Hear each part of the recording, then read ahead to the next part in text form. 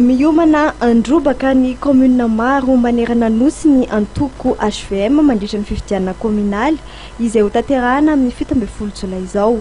Ady mafy no hatrehana Camille fampihavanana ho ny filoha nasionaly ny antoko. Ny filohan'ity antoko ny filoham-pirenena ity izay nanambara fa amin'ny alalan'ny fifidianana no ahafahan'izy ireo mampiseho ny heriny. Ho avy izy 17 juillet fifidianana bentanana.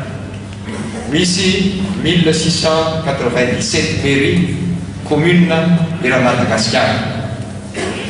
Mila mandresy zay mavozo ny any de miala fa avy izy ty.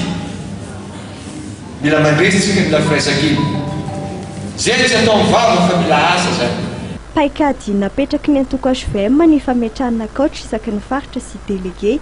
Ireo no hijery fotony ny kandida mitovy fomba fijery amin'ny antoko ka atolotra amin'ny fifidianana kominaly.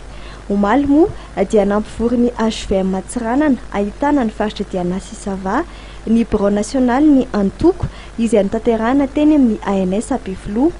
Nanty tranterina teto fa na dia antoko filoham-pirenena aza ny HVM dia manaraka ny lalàna velona tao amin'ny firenena ary vonona anao fifaninanana madio.